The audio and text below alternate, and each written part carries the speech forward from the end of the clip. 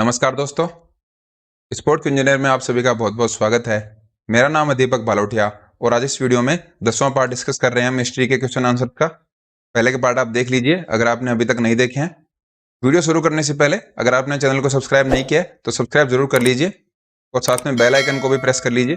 सभी वीडियोज़ की PDF के लिए टेलीग्राम चैनल ज्वाइन कर लीजिए। आपको स्पोर्ट्स इंजीनियर टाइप करना है और सीधा आप चैनल को ज्वाइन कर सकते हो।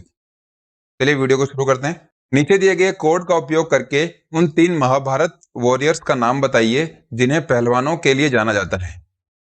Using the codes given below, name the 3 Mahabharata warrior who are known to be accomplished wrestlers.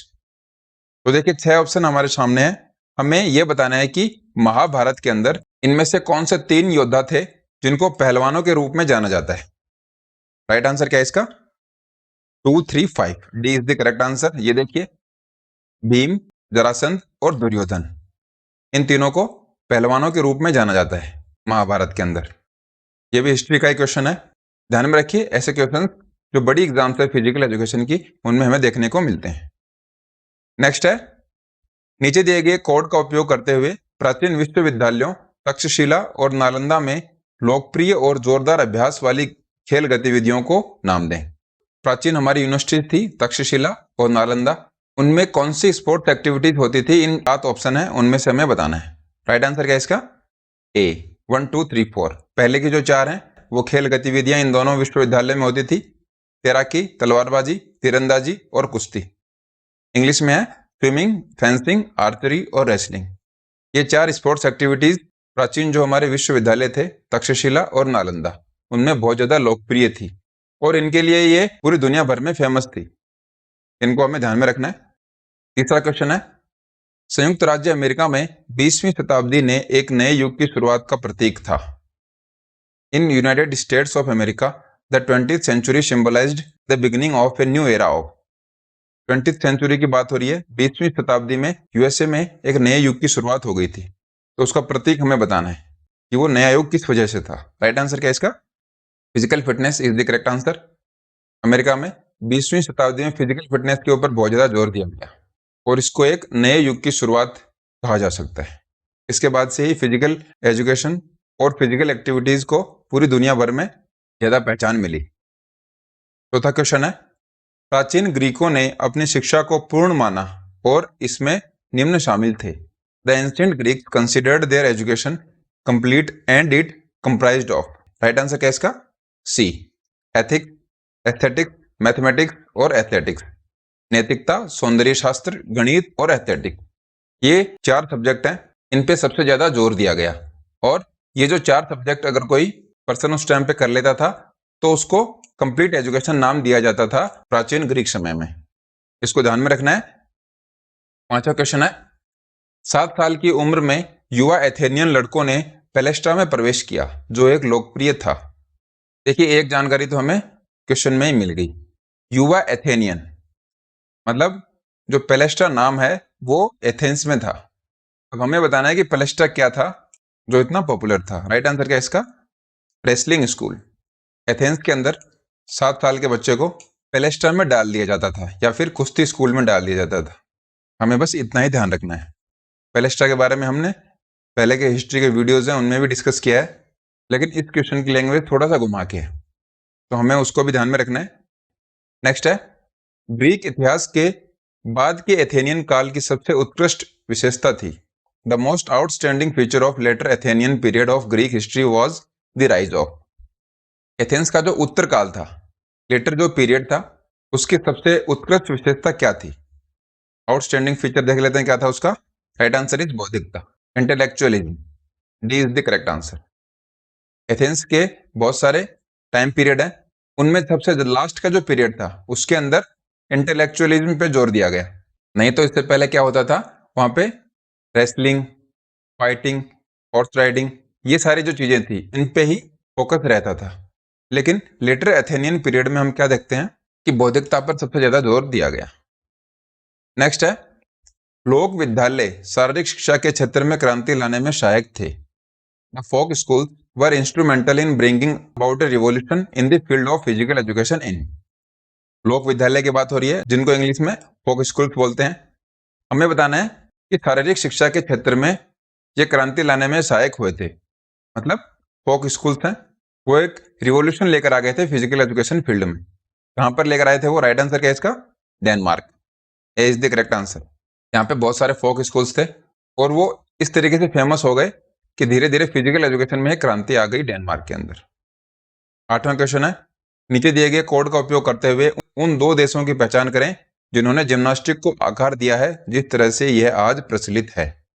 हमारे सामने 6 देश दे रखे हैं ऑप्शंस में। हमें उन 2 देशों का नाम बताना है जिन्होंने प्रेजेंट टाइम में, वर्तमान समय में जो हम जिम्नास्टिक देखते हैं, जिम्नास्टिक की एक्टिविटीज देखते हैं, वो उन 2 देशों की देन है। ये 2 देश कौन से हैं ये हमें बताना है। Right answer is D, Germany और स्वीडन।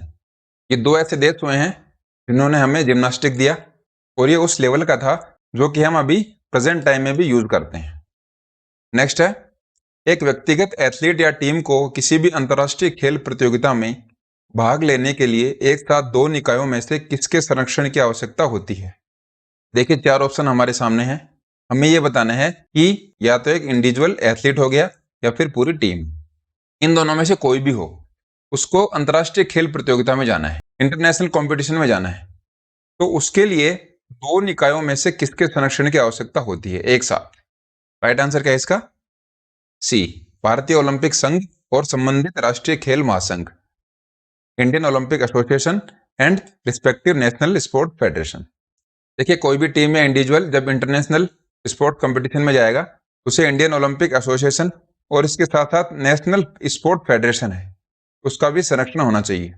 जैसे कि हॉकी का कोई इंटरनेशनल स्पोर्ट कंपटीशन है, उसको खेलने के लिए टीम को इंडियन ओलंपिक एसोसिएशन और हमारे देश की नेशनल स्पोर्ट जो फेडरेशन है हॉकी की, इन दोनों का एक साथ संरक्षण होना चाहिए।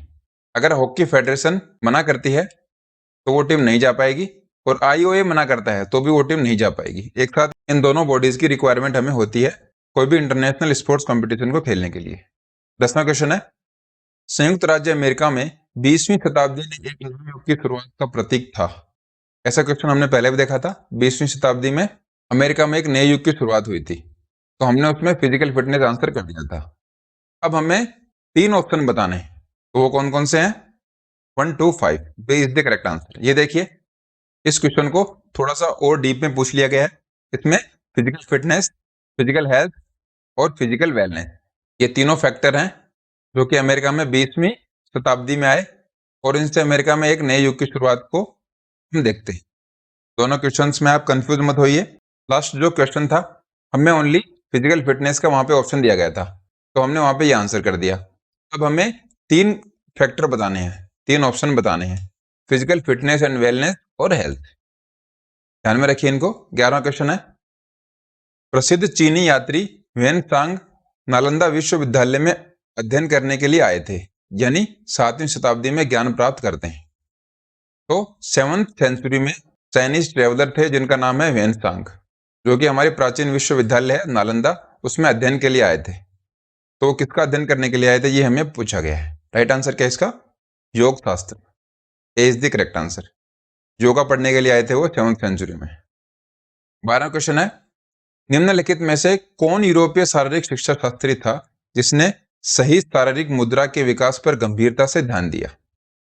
Who among the following European physical educationists was the first to show concern for and pay serious attention to the development of correct body posture? Correct body posture का मतलब क्या हो गया कि हमें बैठना कैसे है या फिर हम चलते किस पोस्चर से हैं। जो हमारी शारीरिक मुद्राएं हैं उन पे सबसे ज्यादा गंभीरता से ध्यान दिया। राइट आंसर क्या इसका? पर हेनरिक लिंक, ये स्वीडन से थे। लास्ट वीडियो में हमने देखा था कि स्वीडन में जो जिम्नास्टिक है उसकी शुरुआत पर हेनरिक लिंक ने ही की थी।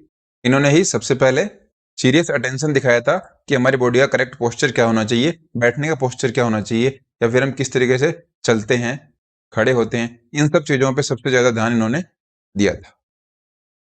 13वां क्वेश्चन है, प्राचीन ओलंपिक खेलों में एक लोकप्रिय युवा खेल जिसे पेंकरेशन कहा जाता था, डैश का संयोजन माना जाता है। पेंकरेशन नाम का एक खेल था, वो कौन से 2 खेल से मिलकर बना था? प्राचीन ओलंपिक खेलों की बात हो रही है। सही उत्तर क्या है इसका? मुक्केबाजी और कुश्ती। बी ऑप्शन सही हो जाएगा। बॉक्सिंग और रेसलिंग, ये जो दोनों खेल हैं ये मिलकर पेंक्रेशन नाम के गेम को बनाते थे, या फिर इसको इस तरीके से कह सकते हैं कि पेंक्रेशन स्पोर्ट है वो बॉक्सिंग और रेसलिंग इन दोनों गेम्स का एक कॉम्बिनेशन था। प्राचीन ओलंपिक खेलों में था, अभी इस नाम का ऐसा कोई गेम नहीं होता। तो हमें प्राचीन ओलंपिक का ही ध्यान में रखना है कि पेंक्रेशन का मतलब है मुक्केबाजी और कुश्ती। नेक्स्ट है, नीचे दिए गए कोड का उपयोग करते हुए प्राचीन ओलंपिक खेलों में पेंटाथलन का गठन करने वाले खेल की स्पर्धाओं की पहचान करें। ध्यान से देखिए इसको, हमें मॉडर्न ओलंपिक के बारे में नहीं पूछा, प्राचीन ओलंपिक खेल के बारे में पूछा है। जो प्राचीन ओलंपिक थे उनमें पेंटाथलन नाम की एक प्रतियोगिता होती थी। तो पेंटाथलन से आप समझते होंगे इसमें 5 इवेंट होते हैं। पेंटा का मतलब होता है 5। तो 5 इवेंट वाली जो प्रतियोगिता थी प्राचीन ओलंपिक खेलों में, वो 5 इवेंट कौन से थे ये हमें बताना है। अगर आप इसका आंसर करना चाहते हैं वीडियो को पॉज कीजिए, आराम से आंसर दीजिए। मैं इसका राइट आंसर आपको बता देता हूँ। D is the correct answer. ये देखिए, पुराने समय में discus throw, javelin throw, long jump, running और रेसलिंग, ये 5 इवेंट होते थे। चलिए, ये तो बात हो गई प्राचीन ओलंपिक खेलों में पेंटाथलन के इवेंट की। अब बात कर लेते हैं मॉडर्न ओलंपिक्स में पेंटाथलन में कौन कौन से इवेंट है। तो देखिए, ये पता ही है ओलंपिक का साइन है, और ये जो फोटो है ये पेंटाथलन की फोटो है। इसमें देखिए swimming, fencing, horse riding, shooting और रनिंग, ये 5 गेम आ गए। तो इसकी शुरुआत देख लेते हैं कब हुई थी, 1912 में। मॉडर्न जो पेंटाथलन है उसकी शुरुआत सबसे पहले 1912 में हुई थी, और 1912 से लेकर 1980 तक ये जो 5 इवेंट हैं ये 5 दिन होते थे। मतलब एक दिन में एक ही इवेंट का आयोजन कराया जाता था। लेकिन 1984 में क्या हुआ, इनकी ड्यूरेशन घटा के 4 दिन कर दी गई। इसका मतलब ये हो गया कि 1984 से 1996 तक ये 5 इवेंट 4 दिन में आयोजित होते थे। अब 1996 में क्या हुआ, 1996 जो ओलंपिक हुआ था उसमें ये 5 इवेंट एक दिन में ही करवाने शुरू कर दिए, और वो अभी तक चलते आ रहे हैं। तो इसका मतलब ये हो गया 1912 में शुरुआत होकर 1996 में ये जो सारे इवेंट हैं ये अभी एक दिन में कराए जाते हैं। 2000 के अंदर महिलाओं को शामिल किया गया था पेंटाथलन के अंदर, और इनके इवेंट आपको पता ही चल गया होगा। Pistol shooting, fencing, swimming, horse riding और रनिंग, ये सारे इवेंट होते हैं। अभी इनका आयोजन एक दिन में ही करवाते हैं। आज का लास्ट क्वेश्चन है, 1900 में पेरिस में होने वाले ओलंपिक खेलों में महिला खिलाड़ियों ने पहली बार किन 2 स्पर्धाओं में भाग लिया। In which 2 events did women players first participate in the Olympic games in Paris in 1900। ये तो हमें पता है कि 1900 में पहली बार महिलाओं ने भाग लिया था ओलंपिक खेलों के अंदर। अब हमसे क्वेश्चन में क्या पूछा गया है कि उन 2 गेम्स का नाम बताओ जिनमें पहली बार महिला खिलाड़ियों ने भाग लिया था। तो राइट आंसर देखते हैं क्या इसका, टेनिस और गोल्फ। सी हमारा करेक्ट आंसर हो जाएगा। चलिए थोड़ा देखते हैं इसके बारे में। ये देखिए, पेरिस में 1900 में जो खेल हुए थे उसमें पहली बार महिलाओं ने उसमें पार्टिसिपेट किया। टोटल 997 एथलीट्स में से 22 महिलाओं ने 5 खेलों में भाग लिया था।